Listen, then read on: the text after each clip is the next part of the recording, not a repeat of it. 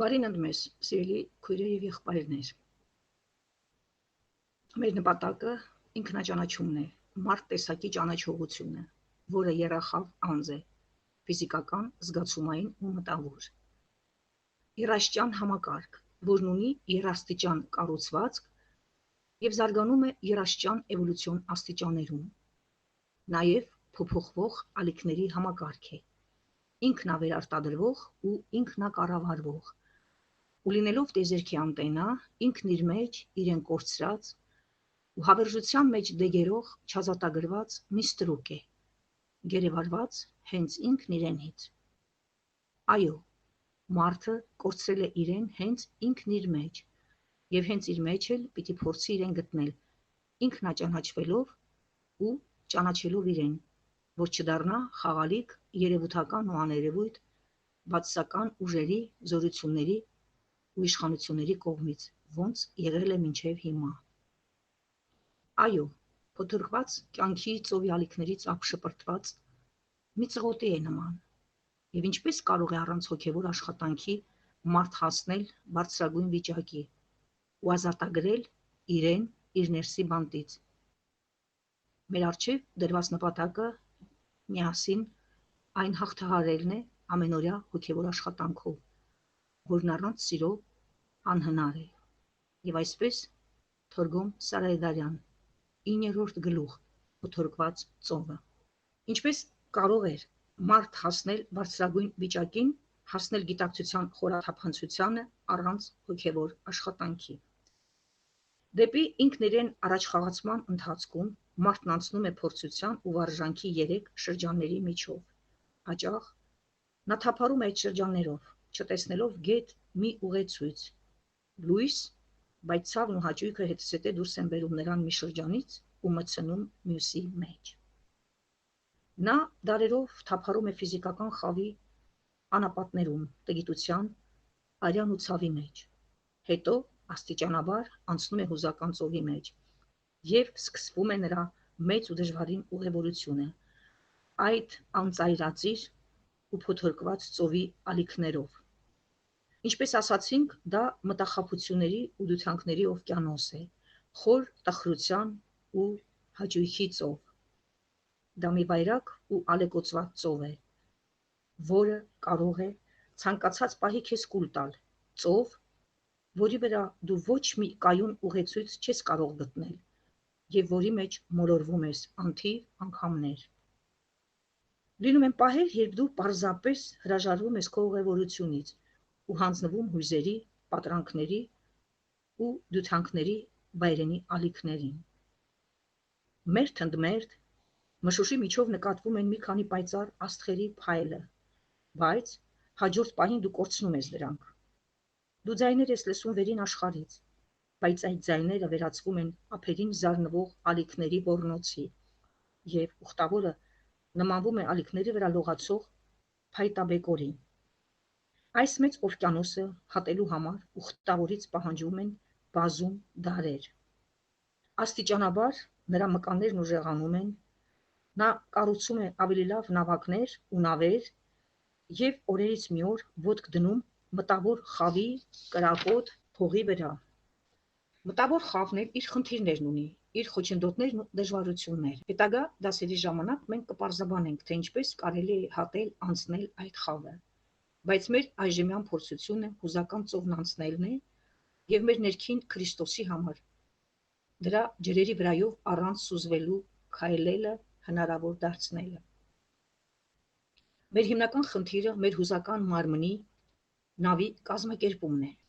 Մենք ոչ մի համակարգից չենք կարող ազատվել, ոչ էլ կարող ենք կառավարել այն, մինչև չկազմակերպենք ու բարձրագույն մակարդակի չկազմակերպենք։ Մենք չենք կարող կառավարել մեր ֆիզիկական մարմինը, եթե այն առողջ, անըրատ ու կարող չէ։ Նույնը կարելի է ասել հուզական մարմնի մասին։ Մենք կարող ենք այն կառավարել եւ դրանից անջատվել, եթե այն անըրատ է, անվրդով ու զարգացած։ Անհնար է մտավոր համակարգը դնել հոգու կամ ներքին Աստծո լիակատար հսկողության տակ, եթե այդ մարմինն ամբողջականացված, բարձր աշճանի զարգացած ու կարգավորված չէ։ Մենք կարող ենք անջատվել ու դիտարկել մտավոր փոփոխությունները կամ գործողությունները, եթե կանգնած ենք դրանցից բարձր։ Դա անելն անհնար է, մինչև միտքը չզարգացնի իր ողջ կարողությունը։ Հնում զարգացած մարդիկ գիտեին, որ համակարգերի մաքրման ու կազմակերպման ուղին դրանք խիստ կարգապահության պայմանների մեջ դնելն է։ Այդ կարգապահությանը շատ անվանումներ են տրվել։ Այն կոչում են ապաշխարանք, զղջում, պաս կամ մարմնի մահ։ Հետագայում այս բառերի ճշմարիտ իմաստը կորցվեց և շատ մարդիկ իրենց մարմիններին շատ տանջանքներ ու ցավ են պատճառում, կարծելով, որ դա անհրաժեշտ է իսեր իրենց մարմնի կամ հոգու։ Այդ գործողությունը գերակշռող էր հին ժամանակներում, մանավանդ վաղ քրիստոնեության ժամանակաշրջանում և մինչև միջին դարերը։ Դրա ընդհանուր անվանումն էր մարմնի մեռցնում։ Այդ կարգապահության սկզբնական նպատակը ֆիզիկական, հուզական ու մտավոր մարմինների մաքրումն էր այն արատներից, որոնք խանգարում են ամբողջականությանը, հոգու հարստությանը և հոգու ճառագայթմանը, բայց գործնական կիրառությունը չափազանցվեց ու շատ հեռուն գնաց։ Երկար դարեր այն եղավ արգելակողուր ու իր հետ բերեց ծայրահեղ ընկճում կամ խստագույն արգելադրություններ մարմնի նկատմամբ, հանգեցնելով սարսափելի բարդությունների։ Կարգապահության նպատակը որևիցե համակարգի կենսունակությունը սպանելը չէ, ընդհակառակը, նպատակը այդ կենսունակության զարգացումն է ու դրան ճիշտ ուղղություն տալը, կամ այն փոխակերպելն ու վսեմացնելը։ Եթե որևիցե մարմնում դու ունես էներգիայի հավելորդ, պետք է իմանաս 3 բան։ Առաջին. ինչու և ինչպես է գոյացել այդտեղ ավելորդ էներգիան։ Երկրորդ. ինչպես կարող ես արդյունավետ ու ստեղծագործաբար օգտագործել կամ սպառել այն։ Երրորդ. ինչպես կարող ես վսեմացնել այն փոխակերպել ավելի բարձր մակարդակի։ Ցանկացած համակարգում նշված էներգիան վերածվում է այդտեղ անախորժությունների կենտրոնի։ Այն աստիճանաբար ազատվում է նյարդային կամ այլ խանգարումների ձևով, եթե չի արտահայտվում կամ վսեմացվում։ Ուրեմն, ճիշտ կարգապահության հիմնական նպատակն է. առաջին, կազմակերպել համակարգերը, երկրորդ, միավորել համակարգերը կամ մարմինները և դրանով նրանց միջև ճիշտ հաղորդակցություն, ճիշտ փոխհարաբերություններ հաստատել։ Երրորդ, փոխակերպել համակարգերի էներգիաները դրանց համապատասխանող ավելի բարձր մակարդակի համակարգերի մեջ։ Վարժություն 6. Այս վարժության միջոցով մենք կսովորենք կազմակերպել հուզական համակարգը։ Հրահանգավորումը կազմված է 3 մասից։ Առաջին. հետևյալ քայլերը էական արդյունքներ կտան, եթե ճիշտ կատարվեն։ Նախապես որոշված ժամին նստիր քո սենյակում ու միացրու դասական երաժշտության ձայնագրություններ այնպիսի վարպետներից, ինչպես Բեթհովենը, Յոհան Շտրաուսը, Մոցարտը, Հենդելը, Չայկովսկին, Կոմիտասը, մանավանդ նրա հոգևոր երաժշտությունը, Սիբելիոսը, Վագները և այլն։ Սկսիր մեղմ մեղեդիներից և աստիճանաբար անցիր երաժշտության այնպիսի մեծ գործերի, ինչպիսիք են Բեթհովենի 8-րդ սիմֆոնիան կամ Վագների Պարսիֆալը։ Փակիր աչքերդ ու թուլացիր երաժշտությունն ունկնդրելիս, մի քանի անգամ խորը շունչ քաշիր ու պատկերացրու, որ նստած ես մի կապույտ, հանգիստ, ջինջ ու բարձրադիր լճի ափին։ Նայիր քո շուրջը, տես գեղեցիկ ծառերն ու ծաղիկները, տես գույներն ու հեռու հեռվում մի բարձր երկնագույն սար, հետո մի անգամ էլ խոր շունչ քաշիր։ Այնուհետև պատկերացրու մի փոքրիկ աղջնակ, ձեռքին վառվող մոմ բռնած, որը մոտենում է քեզ թիկունքից։ Տես նրան քո թիկունքում մի մետր հեռավորության վրա կանգնած, մոմը քո արևահյուսակի մակարդակի վրա բռնած և բոցը քո ողնուղեղի ու վեր քո գլխի ուղղությամբ փչելիս, առանց այն հանգցնելու։ Պատկերացրու, որ բոցը հասնում է գլխիդ ու նրա շուրջը կազմում ոսկե լուսապսակ։ Հետո տես, թե ինչպես է ողջ պատկերը կախարդորեն անհետանում։ Կատարիր մենակ։ Կատարիր այս վարժությունը շատ դանդաղ, այնպես հաշվարկելով ժամանակը, որ քո պատկերացումը անհետանա ընտրված երաժշտության ավարտի հետ մեկտեղ։ Հետո հիշիր, ով ես դու ու որտեղ։ Իրար շփիր ձեռքերիդ ափերը ու վարժությունն ավարտած կլինես։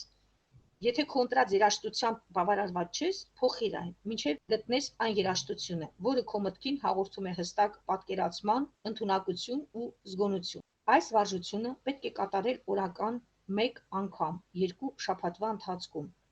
Սկզբում երևակայությունը կարող է թույլ լինել, բայց համառությամբ շարունակիր, մինչև քո պատկերացումը դառնա հստակ։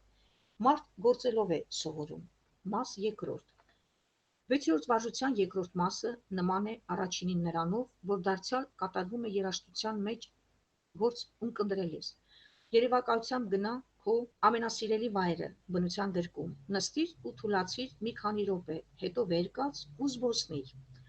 Հայրելով պատկերացրու մի ցածր նարնջագույն ամպ։ Մտիր ամպի մեջ ու պատկերացրու, որ քո ամբողջ մարմինը դանդաղ անհետանում է, լուծվում, ու դու կրակի պես հատում անցնում ես ամպի միջով։ Երբ դուրս գաս ամպից,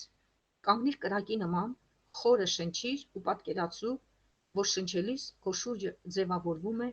մի գեղեցիկ լուսեղեն մարմին, նյութականացվում է մի շատ գեղեցիկ ֆիզիկական մարմին։ Այս պատկերացումից հետո վերադարձիր ու լսիր երաժշտությունը մինչև վերջ։ Այս վարժությունը կատարիր ոչ պակաս, քան 4 շաբաթվա ընթացքում, նախքան երկրորդ մասը սկսելը։ Մաս երրորդ։ Նորից լսիր գեղեցիկ երաժշտություն ու քո երևակայության մեջ գնա այնտեղ, որտեղ քեզ դուր է գալիս, եւ պատկերացրու պարողներ, որոնք այդ երաժշտության ռիթմին համապատասխան մի գեղեցիկ պար են պարում։ Մի փորձիր հիշել քեզ ծանոթ խմբային, ժողովրդական կամ դասական պարեր։ Փորձիր ստեղծել մի նոր հեքիաթային պար, որտեղ բազմաթիվ նազանի պարողներ շարժվում են դյությանքով, սահելով, լողալով կամ միգուցե ճախրելով։ Խորը փորփրիր քո երևակայությունը ու դուրս բեր գույնի, լույսի ու ձևի հնարավոր ամենագեղեցիկ համակցությունը։ Կարող ես սկսել հասարակ մենակատար քայլային պարերից ու աստիճանաբար դրանից կառուցել ավելի բարդ ու հնարամիտ պարեր, որոնց մեծ շրջանում միաժամանակ տեղի են ունենում բազմաթիվ տարբեր կատարումներ։ Կատարիր այդ վարժությունը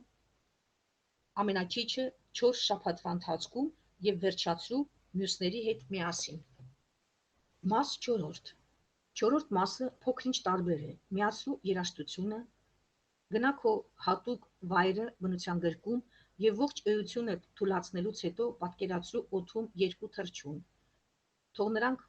կատաղի կռվեն, պոկելով միմյանց փետուրները, կծահարելով ու ճանկռելով միմյանց, առաջացնելով տգեղ արյունոտ վերքեր։ Դիտիր այդ տեսարանը մինչև երաժշտության ավարտը, աշխատելով ոչ մի զգացմունք չարտահայտել։ Եղիր դիտորդ, անտարբեր դիտորդ, պատկերացրու այդ իրավիճակը միայն 1 անգամ։ Երկրորդ օրը պատկերացրու նույն տեսարանը, որտեղ գործում են 2 կռվող գազաններ։ Իրականացրու անտարբերության զգացման նույն գործելակերպը։ Երրորդ օրը պատկերացրու մի կին, որն սկսում է անհաճո բամբասել մի մարդու մասին, որին դու սիրում ես, մեկի մասին, որին ատում ես, մեկի մասին, որի նկատմամբ անտարբեր ես, լսիր հանգիստ, լռությամբ, անջատված դիրքորոշմամբ։ Հաջորդ 2 ամիսների ընթացքում օրական պատկերացրու մի բեմականացում էջում բերված ցանկի բացասական հույզերից մեկով։ Երբ կվերջացնես ցանկը, նորից սկսիր, բայց այս անգամ դու ինքդ ես մասնակցելու տեսարաններին։ Օրինակ, պատկերացրու, որ բարկացած ես, արա որևէ բան, որ կաներ բարկացած մարդը, եւ հետևիր քեզ այնպես, կարծես ուրիշ մարդու հետևելիս լինես։ Դիտարկիր ինքդ քեզ, կարծես լինեիր մի ուրիշ մարդ։ Հետո մասնակցիր մի բեմադրության, խանդոտ մարդու դերում, ատելությամբ լցված մարդու, վախեցող մարդու, ընկճված մարդու, վիրավորանք ստացած մարդու դերում։ Օգտագործիր ողջ ցանկը եւ ստեղծիր դրամատիզմով լի տեսարաններ, ուժեղ ապրումներով բեմականացումներ, որոնցում դու կատարում ես գլխավոր դերերը։ Բայց հիշիր, որ պետք է դիտարկես նրան առանց կապվածության, առանց նույնացման, գեթ մի զգացման։ Եթե հանկարծ նույնացում զգաս, նորից ու նորից անցիր դրա միջով, մինչև ի վիճակի լինես դիտարկելու անտարբերությամբ, անջատված։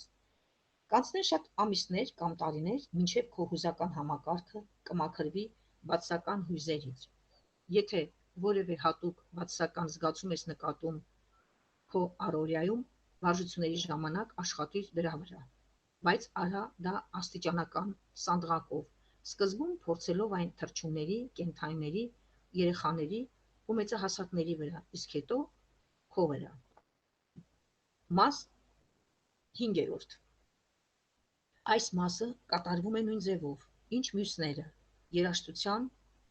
երևակայության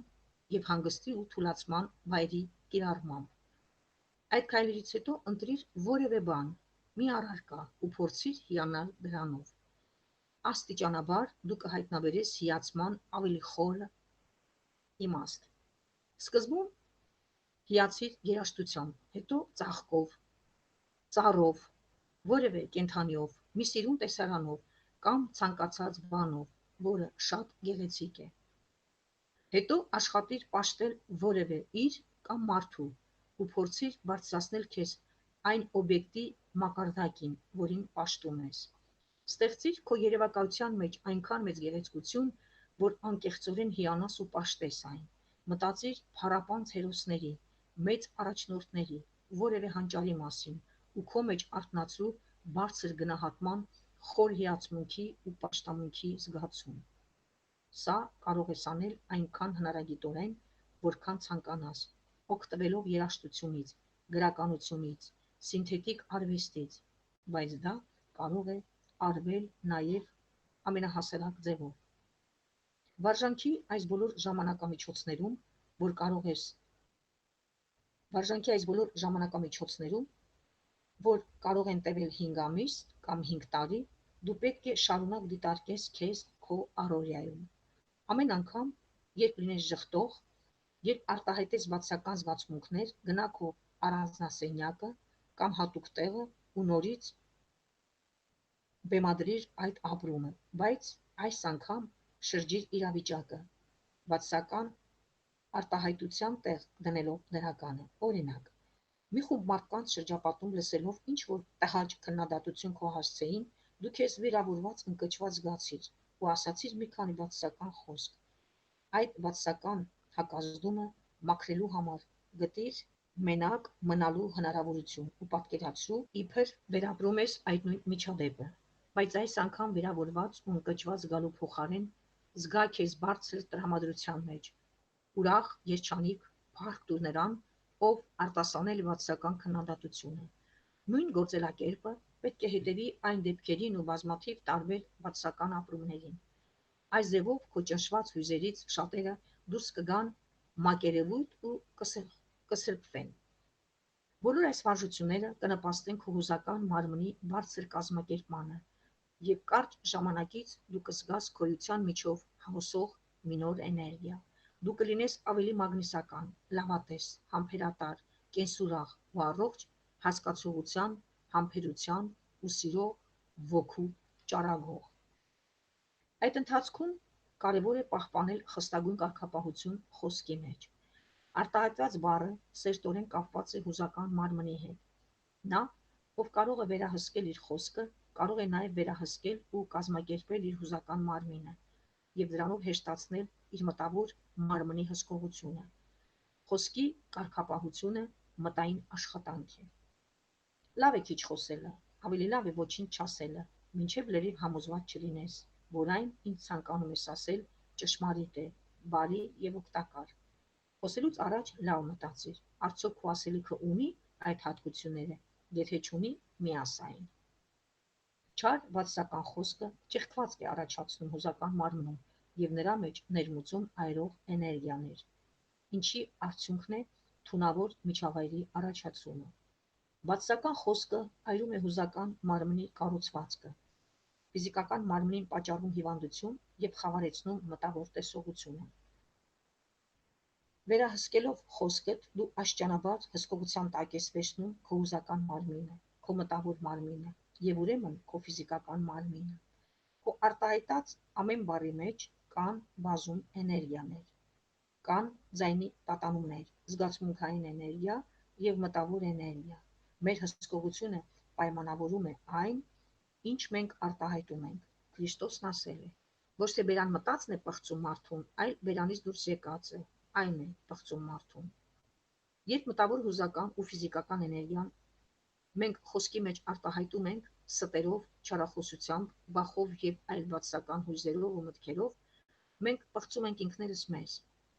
Մեր արտահայտությունները դառնում են կենդանի մակաբույծներ մեր մտավոր ու հուզական մթնոլորտում։ Նրանք դժվարացնում են հուզական, մտավոր ու կենսական էներգիաների ազատ շրջանառությունը։ Նրանք նաև կազմում են մեր պատկերը, ինչպես մենք կանք։ Մեր ներքինը հայտնի է դառնում նրանով, ինչ մենք կառուցում ենք մեր խոսքով։ Մենք դառնում ենք այն, ինչ ասում ենք։ Սա մեր զգացմունքների ու մտքերի հետ նույնացվելու մի նոր ձև է, նոր կտակարանում կարդում ենք, որովհետև քո խոսքիցը կարդարանաս եւ քո խոսքիցը կդատապարտվես։ Նույնացվելով ցանկացած զգացմունքի հետ, մենք ընկնում ենք այդ զգացմունքի իշխանության տակ, ապա նույնացվելով մեր զգացմունքներից, մենք իշխում ենք դրանց վրա։ Այս վարժությունների ու կարգապահության հիմքում թաքնված գաղտնիքը անջատումն է, ապա նույնացումը, փոխակերպումն ու վսեմացումը։ Մեր հուզական մարմնի կազմակերպմանն ու վսեմացման ուղղված աշխատանքի գլխավոր արդյունքը մեր բնածին ստեղծագործականության աստիճանական ու բնական ձևով ի հայտ գալն է։ Ինչպես կարող է մարդ մեկուսացվել ողջ տիեզերական ստեղծագործությունից։ Միթե եթե նա է տիեզերական կամքի ստեղծագործ իրականացնողը, մարդ ուրեմն պետք է իր մեջ զարգացնի ներդաշնակություն բարձր ուժերի հետ, քանի որ առանց այդ ձգտման չկա ստեղծագործականություն։ Ամեն ստեղծագործական քայլ հաստատում է մեծ մարտերի։ Ճիշտ է նշված, որ սերը առաջատար ու ստեղծագործ սկզբունք է։ Դա նշանակում է, որ սերը պետք է լինի գիտակցված, տենչող ու անձնուրաց։ Ստեղծագործականությունը պահանջում է այդ պայմանները, քանի որ սերը առաջատար, ստեղծագործ սկզբունքն է։ Ստեղծագործականության սերմերը աճեցնելու համար ընտրիր արվեստի բազմաթիվ ճյուղերից ցանկացածը ու փորձիր դա անել։ Կապ չունի, ստեղծում ես դու ինչ-որ մեծ բան, թե ոչ։ Կարևոր գործոնն այն է, որ այդ նպատակին ձգտելիս դու սկիզբ կտաս էներգիայի մի փոքրիկ շիթի, որն իջնում է քո գիտակցության բարձր մակարդակներից եւ արտահայտվում հուզական ու ֆիզիկական խավերում։ Երբ քո մեջ սկսի հոսել ստեղծագործականությունը, դու կհայտնաբերես, որ բոլոր քո ստորին ուժերը աստիճանաբար վսեմանում են, դառնալով ստեղծագործ էներգիաներ բարձր մակարդակների վրա։ Դու կհայտնաբերես նաև, որ սիրտդ լցվում է սիրով ու կարեկցանքով։ Երբ հուզական մարմինը կազմակերպվում ու մաքրվում է, այն վերածվում է կամուրջի քո հայտնատեսական խավի ու կյանքիդ միջև։ Հենց այդպիսի մաքրված հուզական սարքավորման մեջ է ներհոսում հայտնագործության էներգիան, բերելով իր հետ մեծ նվիրվածության զգացում, հսկողության զգացում և տարբերակման զգացում։ Ստեղծագործական արտահայտման վարժությունը կօգնի զարգացնելու կամքի երկնային էներգիան։ Կամքի էներգիան լույսի շող է, որն իջնում է մեր ներքին աստվածայնությունից ու հետզհետե փոխհամաձայնեցնում, ներդաշնակեցնում, միասնացնում ու միաձուլում մեր համակարգերը, նախագծի ու մեր ներքին աստվածության նպատակի հետ, այսպիսով դարձնում մեզ ներքին իրականության արտահայտություն։ Մեր համակարգերի միջով կամքի էներգիան կառուցում է այն կամուրջը, որը կտանի մեզ դեպի այն, ինչը մենք ըստ էության կանք։ Դա անջատման ու նույնացման էներգիան է և միևնույն ժամանակ այն հիմնական էներգիան, որը բերում է մեզ ամբողջի հետ միասնության։ Երբեմն պատահում է, որ մարդիկ ճնշված են լինում հզոր բացասական հույզով, որը տանում է մարմինը, միտքն ու կամքը սխալ ուղղությամբ ու օգտագործում դրանք կույր կործանարար նպատակներով։ Այդ պայմաններում մարդիկ վիրավորում են միմյանց, սպանում, պատերազմներ սկսում և այն ամեն ինչ պետք է օգտագործվի բարի նպատակներով, օգտագործվում է որպես պատերազմի բոցը սնող վառելանյութ։ Եթե գործը դրան է հասել, արդեն ուշ է բացասական հույզերի հոսքը կասեցնելը և հակամարտող ուժերի մարտական կանչերը հանդարտեցնելը։ Հետևաբար, տեսնում ենք, թե որքան անհրաժեշտ է վերահսկել ամենաթույլ բացասական զգացմունքը, ամենափոքր կրակը, Մշտապես հիշելով, որ ունես վերահսկելու ուժը, քանի որ դու ես ներքին Աստվածը։ Մարմնի ներքին բնակիչը երբեք չի ծնվում, ոչ էլ այն մահանում է։ Ճիշտ չէ, որ գոյություն չունենալով այն գոյություն է ստանում, ոչ էլ ճիշտ է, իբր գոյություն ունենալուց հետո այն կրկին դադարում է գոյություն ունենալ։ Այն չծնվածն է, հավերժը, ամփոփողը, ինքը։ Նրան հնարավոր չէ սպանել, նույնիսկ եթե մարմինը սպանված։ Բնակիչը մարմնի մեջ կարող է ստանալ անմահություն, երբ նա անտարբեր է ցավի ու հաճույքի նկատմամբ և երբ դրանք նրա վրա չեն ազդում։ Այս երկու տողերում զարգացման պատմությունն է։ Մենք առաջարկում ենք անգիր անել դրանք ու մտաբերել ամեն անգամ, երբ քո մեջ նկատում ես բացասական հույզի ամենափոքր իսկ նշույլը։ Այս վարժությունները տալով մենք նպատակ ունենք ոչ թե բացասական հույզերի դեմ պայքարել սովորեցնել, այլ օգնել, որ սովորես ստեղծել այնպիսի պայմաններ, որոնց դեպքում բացասական հույզերի առաջացումը լինի անհնարին։ Այս երկու տողերում զարգացման պատմությունն է։ Մենք առաջարկում ենք անգիր անել դրանք ու մտաբերել ամեն անգամ, երբ քո մեջ նկատում ես բացասական հույզի ամենափոքր իսկ նշույլը։ Այս վարժությունները տալով մենք նպատակ ունենք ոչ թե բացասական հույզերի դեմ պայքարել, սովորեցնել, այլ օգնել, որ սովորես ստեղծել այնպիսի պայմաններ, որոնց դեպքում բացասական հույզերի առաջացումը լինի անհնարին։